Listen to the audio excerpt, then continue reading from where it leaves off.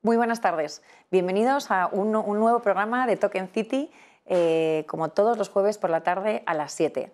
Hoy hablaremos sobre las últimas novedades sobre activos digitales con Alfredo Muñoz, profesor de Derecho Mercantil y of Counsel de Grant Thornton. Pero antes de empezar con la maravillosa entrevista, vamos a recordar qué hacemos en Token City. En Token City hemos desarrollado toda la infraestructura tecnológica, así como las capas regulatorias, para que cualquier compañía pueda emitir, gestionar y negociar lo que son security tokens. ¿Y qué son los security tokens?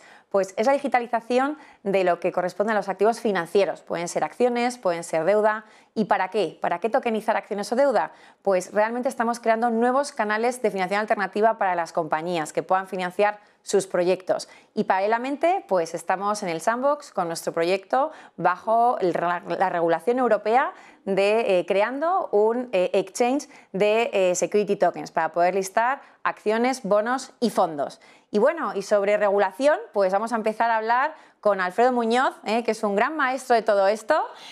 Por fin tenemos más de 5 minutos para hablar de temas legales, porque siempre me dice, Rocío, siempre me dejas muy poco tiempo y no puedo explayarme. Pues hoy tenemos toda la media hora para estar tranquilamente hablando sobre todo las últimas novedades, que hay muchísimas que están saliendo del horno. Así que muy buenas tardes, Alfredo, y bienvenido. Buenas tardes, Rocío, muchas gracias por invitarme y por darme tanto tiempo para hablar. Vamos a hablar tranquilos, despacio. Venga, maravilloso. Pues vamos a empezar hablando sobre todo con las novedades que, bueno, las últimas semanas se ha hablado sobre el euro digital. ¿Vale? Cuéntanos un poquito qué es lo que se prevé, qué será el régimen del euro digital y sobre todo la famosa pregunta si va a ser sobre tecnología DLT, si no, ¿cuál es tu perspectiva? A ver, el euro digital pues es un proyecto que ya ha pasado de su fase de investigación a su fase de preparación, y esta fase de preparación ya determina que hay que empezar a crear las infraestructuras. Hay que empezar a relacionarse con prestadores de servicios, con proveedores para construir. Nadie dice que el euro digital se vaya a emitir, lo que pasa es que parece difícil que no se emita cuando ya estamos en esta fase de preparación y de adaptación, ¿no? El euro digital tiene algunas sorpresas en este último informe que ha emitido el Banco Central Europeo y la información que nos ha facilitado tras esa fase de investigación, ¿no? Entonces, el euro digital, quisiera recordar que es un pasivo del Banco Central, por lo tanto es un pasivo diferente al que tenemos como pasivo de los bancos comerciales. No es un saldo en banco comercial, no es un saldo en cuenta corriente, sino que es un equivalente exactamente con el mismo valor, en la misma unidad de cuenta y sus mismos efectos jurídicos que el llamado euro físico, ¿no? Entonces, el euro digital lo que va a producir es una unificación de la Unión Europea.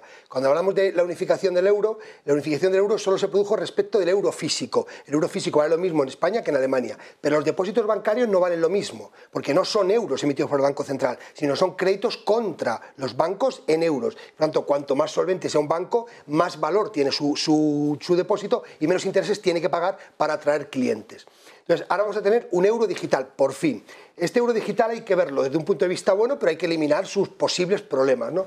El euro digital tiene muchas cuestiones buenas. Por ejemplo, la seguridad que me da tener de respaldo al Banco Central Europeo. Puede que la gente me diga, pero es que el euro digital va a producir inflación. Ya, pero la misma inflación que tenemos ahora con depósitos bancarios, pero respaldados por el euro digital. El euro digital me va a permitir estar en los mercados actuando con una unidad de cuenta europea con carácter y reconocimiento internacional y respaldado por ese Banco Central.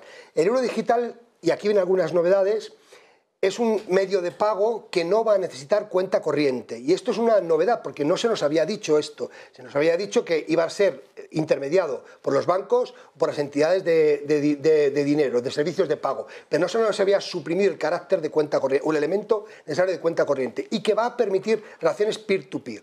Relaciones entre particulares. Por tanto, va a tener una finalidad o va a tener una funcionalidad similar, pero no es lo mismo al dinero físico. Y digo que no es lo mismo porque el euro digital va a dejar trazabilidad y por lo tanto va a dejar huella. Vamos a poder hacer transacciones on-chain, conectados o incluso sin conexión a Internet, aunque luego esas transacciones que habrán quedado grabadas se subirán a la red.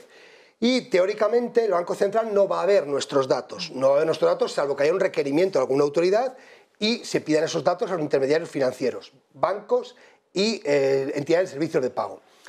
Vamos a tener un límite, y esto es importante destacarlo, unos 3.000, 4.000 euros. Esta decisión no se ha tomado todavía, o por lo menos no se ha zanjado la cuestión. ¿Por qué el límite? Porque no se quiere que haga peligrar el sistema financiero. Si los bancos corrían riesgo en algún momento, como pasó en la crisis famosa del año 2008, pues puede que haya muchos ciudadanos que cogieran sus depósitos bancarios y se los llevaran a euros digitales. Mantengo la misma unidad de cuenta, mantengo el mismo valor, 1:1, pero los tengo más seguros en el Banco Central, con euros digitales. Como eso no se quiere producir esa situación que podría provocar un corralito, una corrida bancaria, se limita a la tenencia de 3.000 o 4.000 euros. No tenemos cuenta vinculada, y con esto termino esta iniciación previa. No tenemos cuenta vinculada, pero si no tienes cuenta vinculada y tú tienes un límite de 3.000 o 4.000 euros, si me transfieres euros digitales por encima de este importe, no se acepta la transacción. Si tienes una cuenta vinculada bancaria y me transfieres por encima de 3.000 euros, ese dinero que esté de los 3.000 de tenencia máxima iría a la cuenta corriente como dinero bancario, ya no como euros digitales, pero iría a la cuenta corriente. Por lo tanto, en cierta manera se nos está reconduciendo o se nos está incentivando a tener una cuenta corriente vinculada. Pero no va a ser necesario, y esto es importante porque significa que va a haber gente con pocos recursos que no va a utilizar la cuenta corriente y que va a cobrar y pagar en euros digitales, o que va a realizar la mayoría de sus transacciones en euros digitales sin necesidad de tener un banco. Creo que es una alternativa clara a redes de pago, como por ejemplo, o redes de comunicación de pagos, como son por ejemplo Bizum, y que en muchos casos va a sustituir al efectivo. Yo creo que las generaciones actuales, ya la mayoría de los pagos que están realizando los realizan con smartphone, y esto significa entre un 80 y un 90% de los pagos... O móvil, o el ordenador, o el reloj. El smartwatch, y por tanto significa que la tendencia va a ser a ir a desaparecer el efectivo. Pero no está regulado. El Banco Central está con el proyecto, paralelamente tenemos un reglamento en la Unión Europea, en el Parlamento, presentado por la Comisión Europea. Ahí se deja claro que no va a sustituir al cash. De hecho, siempre tiene que haber convertibilidad. Otra novedad, tiene que haber cajeros para disponer de convertibilidad entre el euro físico y el euro digital. Por lo tanto, esto lo encontraremos en los intermediarios financieros y podremos reconvertirlo en cualquier momento. Por eso no veo posible suprimir el cash, porque el reglamento obliga a la convertibilidad automática. Y eso implica que yo puedo en cualquier momento convertir mis euros digitales en euros físicos, o al revés. Vámonos al origen. ¿Por qué? ¿Por qué un euro digital? O sea, para que la gente lo entienda en mi día a día, eso, ¿en qué me va a impactar? Alfredo, o sea, ¿no? Si yo ya pago directamente con el móvil o con... ¿no? Vamos, yo de hecho es que no pago en casi nada. Entonces, ¿qué cambia ahí? Bueno, a ver, tradicionalmente siempre nos hemos quejado de que no tenemos acceso al Banco Central. ¿Quién tiene acceso a las reservas del Banco Central? Los bancos comerciales. El euro digital es un acceso al dinero digitalizado del Banco Central. Y por tanto, poder utilizar la digitalización con un dinero plenamente respaldado por un banco que inicialmente nos da garantías. Si fuese el banco de algún país con una hiperinflación, yo no tendría ninguna ganas de acudir a sus reservas. Pero en un banco como el Banco Central Europeo, como la Reserva Federal Norteamericana, el Banco de Suiza, el Banco de Japón, pues son bancos que mantienen cierto control de la inflación y por lo tanto la devaluación existe, pero va lenta. Entonces, a mí me da seguridad un Banco Central. Entonces, esto lo que me permite es acceder a sus reservas de manera digital. Por tanto, cumplo las 4 cualidades fundamentales que se pide al dinero: tenerlo individualizado en token y no en cuenta, tener unas reservas de Banco Central emitido por el Banco Central que sea digital y de acceso universal. Y esto yo no lo tenía. Podía cumplir 3 de las 4 características, pero no estas 4 características. Puede que haya gente que no lo aprecie, pero yo creo que, por ejemplo, el asentar la posibilidad de tener relaciones peer-to-peer es un cambio, es una disrupción, y además en relaciones off-chain, es decir, que no, incluso offline, de tal manera que la gente en zonas donde no hay bancarización pueden hacerse transacciones entre ellos, incluso sin conexión, por Bluetooth, ¿no? por sistemas alternativos de comunicación, con lo cual para esa España despoblada que tenemos, esto mejora la trazabilidad no hace falta, y las transacciones. No hace falta tener el dinero en efectivo para llevar a cabo. ¿Eso implica qué implica? Hay gente que tiene miedo de guardar el dinero en su casa, o tiene que acudir a un cajero para conseguir efectivo. Ya no va a tener que hacerlo, porque en el euro digital hasta 3.000 euros de tenencia máxima va a poder hacer todas estas operativas. Y va a poder hacer transacciones con cualquier persona que tenga euros digitales. Se convierte en moneda de curso legal. Y hay una razón de fondo, que es una razón geopolítica. El euro digital es un euro que está hacia Oriente, bloqueado por la parte del yuan chino, del yuan digital chino, y esto es una amenaza.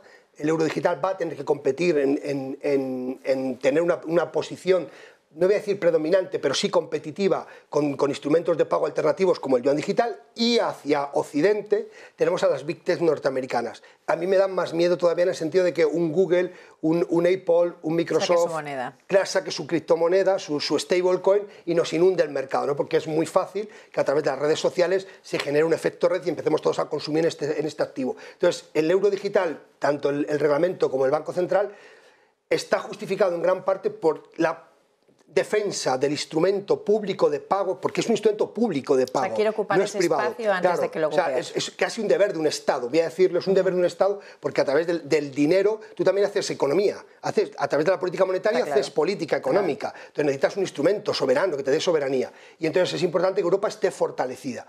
¿Hay sus problemas? Sí, sin ninguna duda. Por ejemplo, el de la privacidad. Y este es un problema que hay que tocar. No lo veo suficientemente amoldado, ¿no? Yo no entiendo, por ejemplo, porque ahora usted un determinado importe, el equivalente al efectivo, 1.000 euros, por ejemplo, no se nos deja que sea absolutamente anónimo. Igual que con el efectivo puedo pagar hasta 1.000 euros. No para que haya actividades lícitas, sino porque forma parte de la privacidad de los ciudadanos europeos. Si me lo dejan con el cash, ¿por qué no me lo dejan con el euro digital si viene a cumplir esa misma funcionalidad? Y se podría, tecnológicamente se puede. Muy bien, muy bien. Y una pregunta, ¿cómo puede afectar su emisión a las operaciones de liquidación en los mercados de valores con instrumentos financieros tokenizados, en los nuevos mercados? Pues esta es una pregunta muy interesante porque en el reglamento al que has hecho alusión antes, por el que vosotros os regís en la infraestructura de mercado, el reglamento creo que es el 2022/858 de régimen piloto de infraestructura de mercado en DLT, este reglamento exige que haya un dinero tokenizado. Es decir, ¿para qué? Para que hagamos transacciones atómicas, para que podamos hacer todo on-chain y se eliminen todos los riesgos financieros. Y esto, claro, es una de las mayores eficiencias de las infraestructuras de mercado. Pero eso funcionaría si el euro digital se emitiera en tecnología DLT o en blockchain. O fuera interoperable. O sea, tenemos que mejorar mucho la interoperabilidad. Por ejemplo, para que las infraestructuras de mercado, las vuestras y las de otras operadoras, sean interconectables. Y todo sea interoperable. A nivel smart contracts, las emisiones... Que yo pueda comprar dos instrumentos financieros simultáneamente. O que pueda comprar un instrumento financiero en tu plataforma y pueda venderlo en otra plataforma. Pero es que ya no es que sea interoperable a nivel tecnológico e interoperable a nivel jurídico. Sí, por eso, que despliegue efectos. Hay un reto maravilloso, porque no tiene nada que ver si yo emito una acción tokenizada en España con una acción tokenizada en Alemania. Correcto. Porque son procesos distintos. Entonces tenemos que hacer que todo esto sea interoperable y que haya un medio de liquidación que pudiera ser común. Entonces, ese medio de liquidación pudiera ser el euro digital. Ahora, tiene un problema, la tenencia limitada. Si usted me limita esto a 3.000 euros por persona como máximo, no nos sirve. Y entonces, claro, ¿qué ocurre? Pues que se abre el modelo de negocio a dinero privado, es decir, dinero tokenizado privado. ¿Cuáles son los dineros privados tokenizados de referencia? Los depósitos tokenizados, que es el gran pelotazo que estamos viviendo en este momento, el gran boom, por decirlo así. JP Morgan, Citi, ayer HSBC ha dicho que ya ha hecho algunas pruebas en el sandbox de Hong Kong, la banca alemana que tiene su propio proyecto, la banca japonesa el año que viene pone su red de depósitos tokenizados, y luego la otra alternativa serían los e-money tokens, que es uno de los instrumentos que regula MiCA. Entonces, vamos a tener que jugar con estas tres alternativas. El euro digital, si se autorrestringe o autolimita a esos 3.000 o 4.000 euros por persona, pues va a ser imposible que sea un instrumento de liquidación. Y el hecho de que no estuviera en DLT, que a esta pregunta no te puedo contestar porque no ha contestado el Banco Central Europeo. Ya estamos ahí todos. Entonces, el Banco Central Europeo, yo creo que no es una decisión para ellos relevante, mucho más relevante, es hacer interoperable el euro con cualquier otra red. El euro digital colocado en DLT tiene el problema de que es fácilmente programable. Y aunque el reglamento de la Unión Europea dice el euro digital nunca será programable, pues siempre hay el miedo de que si me lo colocas en una DLT, es factible que me cambies el reglamento y me lo hagas programable. Y ese es el gran miedo que tiene el Banco Central a que su euro digital los ciudadanos lo consideremos como algo programable. Por ejemplo, meter una fecha de caducidad, ¿no? O un destino en la aplicación del euro, porque eso es la programación. Podemos utilizar son token programables metidos con smart contract y podemos determinar un destino o una fecha en que el token se quema o retorna a la entidad emisora, por poner algunos ejemplos. Entonces, si lo saco de DLT, pues parece que elimino. Y lo que dice el reglamento es siempre tiene que ir acompañado de la ID, de una ID wallet. Entonces, claro, al entrar en una ID wallet, pues la interoperabilidad parece muy favorable. Yo lo llevaría a DLT y lo que haría es, desde el principio, establecer una norma claramente taxativa que fuera muy difícilmente modificable, en la que estableciera la no programación por parte de la entidad emisora, que es el Banco Central Europeo. Pero el euro digital tiene que ser un instrumento, si lo queremos con plena eficacia, programable por los usuarios, como lo van a ser los depósitos tokenizados o como lo va a ser el e-money token. Porque si no, no va a ser competitivo y la gente lo va a sustituir. Ahora, el reglamento piloto dice, como instrumento de pago se utilizará predominantemente el dinero de Banco Central tokenizado. Si no lo hubiera, se podrán utilizar los depósitos, perdón, el dinero de banca comercial tokenizado o los e-money tokens. Oye, y hablando de los e-money tokens, vamos a hablar de MiCA. La semana pasada salía noticias sobre que España adelanta la aplicación del primer reglamento del mundo sobre el mercado de criptoactivos para dar seguridad jurídica y proteger a los inversores con un marco regulatorio y previsible y supervisor estable. ¿Estás contento? Pues estamos sufriendo, ¿o no? ¿Esto es suficiente o no es suficiente? No, no es suficiente. Vaya por Dios. Yo digo, vamos a... ¿Se parece a lo que está haciendo Francia? No, no se parece en nada. O sea, no se parece absolutamente en nada. Y esta es mi decepción. Que han sacado una nota de prensa desde el Ministerio de Economía, pues haciendo una comunicación en la que te dicen que se va a adoptar una medida, porque es una medida que ya estaba pidiendo la Comisión Europea, ¿vale? Y para adaptarnos lo antes posible a MiCA, pero que no afecta, no nos convierte en un país competitivo con los grandes polos de atracción. ¿Dónde están los grandes polos de atracción? Pues fundamentalmente en Alemania, Francia e Irlanda. Y ahí es donde están yendo los grandes. ¿Por qué? Porque están anticipando la regulación. ¿Qué es lo que ha hecho España? Pues rápidamente lo explico. MiCA se aprueba el 20 de junio, perdón, se publica el 20 de junio, no, el 20, no recuerdo, entra en vigor el 29 de junio, entra en vigor la norma, el 29 de junio de este año, del 2023, y dice, hay un año para que sea aplicable en el ámbito, creo que es de los títulos tercero y cuarto, no recuerdo bien, pero sí la materia, stablecoin y e-money tokens. Por lo tanto, 30 de junio entra en vigor las normas de e-money token y stablecoin. Hasta entonces, vayan ustedes adaptándose. Me consta que los supervisores bancarios ya están pidiendo los requisitos de stablecoin, algún proyecto que se está presentando, no en España, pero alguno que se está presentando, anticipando MiCA. Pero hasta el 30 de junio del 2024 no entra en vigor para e-money tokens y stablecoin. Y para los prestadores de servicios, los que prestan servicios de custodio, de exchange, de advisor. Claro, porque hasta ahora está dando esas autorizaciones lo que es el Banco de España. Pero el Banco de España... Y eso cambia la CNMV, claro, ¿no? El Banco de España no te da una licencia. No, el Banco de España simplemente... Control antiblanqueo. Exacto, nada ya más. está, nada más. Y solo sobre dos prestadores, exchange y custodios, no sobre el resto.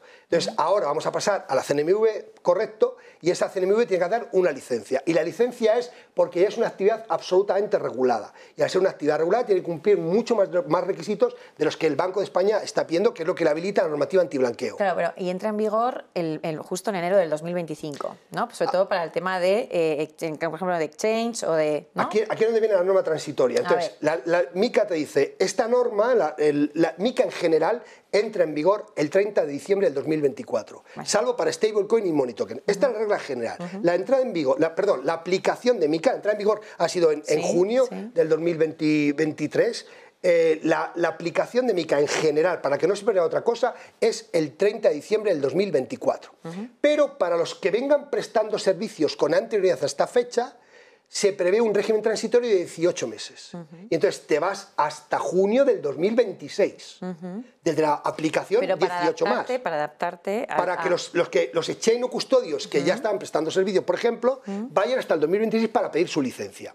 Y entonces, claro, esto es un régimen transitorio excesivo. Casi desde la entrada en vigor te vas a 36 meses. 3 años, claro, prácticamente. Porque habrá exchange que estén operando sin la correspondiente licencia. No, esto ya me decidí porque tienes que haber pasado por el Banco Central Europeo. Vale. Pero sí advisors. Perdón, por el Banco Central Europeo, por el Banco de España. Vale. Habrás pasado por el antiblanqueo.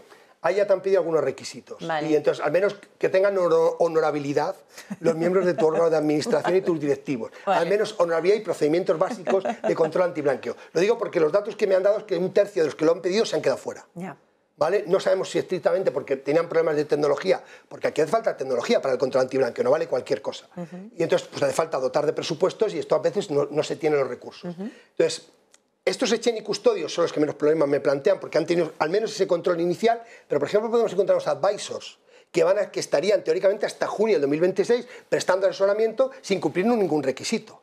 Y esto sí que es un problema, o la gestión de carteras. Entonces esto es un problema, ¿no? Porque en realidad estás en la inversión del propio cliente sin tener licencia sobre activos digitales criptoactivos bajo el ámbito de MiCA que no son instrumentos financieros. Por ejemplo, no os afecta a vosotros porque aquí estamos en el terreno más serio, ¿no? De los instrumentos financieros. Hay un control desde el principio y tienes que tener tus licencias y tu supervisión permanente de la CNMV. Entonces te vas a junio del 2026. ¿Qué ha hecho el gobierno? Pues ha reducido esos 18 meses transitorios para los que ya tienen ejercicio de actividad antes de la aplicación de MiCA, por tanto, los que vienen ejerciendo la actividad antes del 30 de diciembre del 2024, antes de este día, si ya vienes ejerciendo la actividad, se te aplica el régimen transitorio hasta el 30 de junio del 2026. Lo que ha hecho el gobierno es decir, vamos a quitar de estos 18 meses últimos los 6 últimos. Entonces, a día 30 de diciembre del 2025 todo el mundo tiene que tener licencia, pero tú ya tienes que tener previsto el régimen de otorgamiento de licencias el día 31 de diciembre del 2025, porque el que no venía aplicando, no venía ejerciendo la actividad, puede empezar. Ahora, ¿eso es atractivo? No, porque tú no prevés una anticipación de la norma. No, está claro. El problema es que te puedes encontrar que si vas a empezar a solicitarla en ese momento, claro, hasta cuando te la dan igual ha pasado X tiempo y correcto, mientras que en Francia, por ejemplo, ya prevé un régimen para que la gente esté pidiendo licencias hasta el 30 de diciembre de 2024, perdón, de 2023 de este año, y a partir de ahí prevé un régimen reducido. Un procedimiento reducido y simplificado. Para los que ya tenían la actividad, se adapten a MiCA en un régimen simplificado. Y esto es lo que yo he hecho en falta. Porque no tenemos un incentivo para que los que vienen de fuera se adapten. De hecho, lo que tenemos un incentivo es para que algunos de aquí se vayan a Francia. Porque es que no se nos olvida. Es decir, aunque yo fuera el enemigo número uno de los activos digitales, que no lo soy, obviamente, pero aunque yo lo fuera y dijera, no quiero activos digitales en mi estado, los voy a tener por el pasaporte europeo. Entonces, si tú eres el enemigo de los activos digitales y vas a tener prestadores de servicios, ¿no será mejor que los controle tu supervisor a que los controle a esos prestadores de servicio el supervisor francés o el supervisor irlandés? Y estén comercializando esos activos. Claro, aquí porque van a poder comercializarlo. Está claro. Entonces, ¿no será mejor que los controles tú y los supervises y los sometas a tu régimen jurídico adaptado a MiCA? No, esto o no se ha entendido y entonces me sorprendo del otro día, porque claro, estamos en situación in itinere, ¿no? Estamos en un proceso pausado porque no tenemos un gobierno, está en funciones. Entonces, en este proceso, hasta que entre el gobierno nuevo, me sorprendió que en mitad de este proceso salga esta declaración y no venga acompañada de decir vamos a crear un régimen atractivo para prestadores de servicio, porque los prestadores de servicios los van a prestar aquí, quiera usted o no. Lo que lo van a hacer es prestarlos bajo la supervisión de un supervisor extraño al nacional. Supervisión, todos los impuestos se pagarán allí. Correcto, eso es, o sea, el empleo. Claro, es que ahí el empleo se genera allí. Y lo que hago es llevarme a clientes para allá. Entonces los contrato aquí porque los puedo vender aquí, pero empiezo a vender los productos allí. Bueno, vamos a la última pregunta, que no se nos acaba el tiempo. Tenemos ya 2 minutos. Pasamos a la ley de mercado de valores, ¿vale? Debería, o sea, con la última modificación de la ley de mercado de valores en marzo de este año, pues hubo varias modificaciones, sobre todo en relación a qué tipo de activos financieros, sobre todo a nivel instrumentos financieros, ya pueden hacer de manera originaria directamente en hoja de lete, en blockchain, ¿no? Como son las acciones, como es parte de la deuda, como son pues, participaciones en ciertos fondos. ¿Debería de realizarse una modificación para su mejora, para poder... ¿con eso es suficiente para empezar o realmente, claro, porque al final dices, tokenizamos acciones, ¿vale? Pero ¿cuántas sociedades anónimas hay respecto a sociedades limitadas, no? A ver, yo creo que hay cosas que se quedaron pendientes y hay una cosa que se introdujo que debería modificarse. Esta es mi opinión y creo que lo puedo argumentar. Yo creo que se quedaron pendientes algunas. Por ejemplo, hay que modificar la ley concursal. Y la ley concursal hay que modificarla en el sentido de reconocer al acreedor que obtiene un instrumento financiero representado en un sistema DLT, la misma protección que tiene un acreedor que tiene en garantía un instrumento financiero en anotaciones en cuenta. Y eso significa, como en anotaciones en cuenta tienes un privilegio especial, en el sistema DLT hay que dotarle del mismo privilegio. O sea, hay que redactarlo. Hay que redactar, modificar la ley concursal y decir, además de anotaciones en cuenta, o sea, que esté representada mediante anotaciones en cuenta o en sistema de registro distribuido. Vale. Hay que meter eso solo, ¿vale? En el precepto correspondiente donde se recogen los privilegios especiales de la ley concursal. Luego, has tocado un tema, el de las sociedades limitadas, que sé que es un tema que hay mucha gente que pregunta. Que a los mercantilistas nos encanta. Claro, o sea, que nos encanta porque no entendemos a veces las cosas, ¿no? Yo creo, no le veo sentido, ningún sentido, a tener una sociedad limitada tan restrictiva, en el que no hay nada más que restricciones para transmitir las participaciones, en el que no nos dan nada más que incentivos para constituirlas. Ahora las podemos constituir con €1, en 24 horas, con una constitución digitalizada, sin tener ni siquiera que visitar al propio notario. Pero para transmitir una participación necesito un notario, de €1. Y además no puedo tokenizarla. Yo creo que hay que reformar el régimen de las participaciones sociales, habilitar que los estatutos se puedan quitar todas las restricciones. Esto no tiene sentido desde un punto de vista tipológico. Hay que permitir que la gente pueda cerrar su sociedad, pero hay que permitir que se puedan abrir. No he dicho negociarlas en mercados. A veces te dicen, para sociedades abiertas vayas a sociedades anónimas. Sí, pero, ¿no? pero puedo hacer, es la reflexión que te puedo hacer sociedades anónimas muy cerradas. Al 100%, ¿vale? al 100%. Entonces, por eso digo, que la tipología no está tan claramente diferenciada. Entonces, hay que permitir tokenizar las participaciones sociales y además hay que quitar la restricción que está en la Ley de Sociedades de Capital sobre cuánto volumen de obligaciones o de deuda puede emitir una sociedad limitada, que parece que está restringido en términos generales al doble de los fondos propios. Bueno, ahí sí pones una garantía de por medio. Sí, por eso digo, ¿no? pero ya tienes que añadir una garantía que no te piden para el tipo de la anónima. Está claro. Entonces, ¿por qué esa diferencia? No tiene ningún sentido. Cuando tú has dado un dato, el 95-96% de las sociedades que se constituyen en España son limitadas, que son las más necesitadas de financiación que nos tienen bancariamente. Entonces, oiga, habilíteme soluciones. Y luego, creo que hay un error en la ley que pudo tener su buena fe en su momento y es quién tiene que ser responsable para un primario, que no va a un secundario como el vuestro, que tiene una restricción en 8 millones de euros en la emisión, quién puede ser el responsable de llevar el DLT. Y el DLT se ha exigido que sea una sociedad, agencia de valores o entidad de crédito. ¿Y qué está ocurriendo? Que hasta el momento no hay en España quien ofrezca estos servicios. Sí, ya sé que... Pero llevamos 7 meses, ¿no? 6 o 7 meses. Eso fue una falta... deberían de haber puesto un régimen previsto, un régimen transitorio, porque realmente ahí, desgraciadamente, se paró el sector. Somos los primeros que lo hemos visto y lo estamos viviendo. Y entonces hay que buscar una redacción alternativa, no sé si como la italiana, o favorecedora o incentivadora. Hecho ya está. Hecho ya está. Sí, pero podemos modificar o podemos buscar una solución alternativa que mejore y agilice. Bueno, si se dedican a hacer algún otro tipo de... Y habrá muchísimas, ¿no?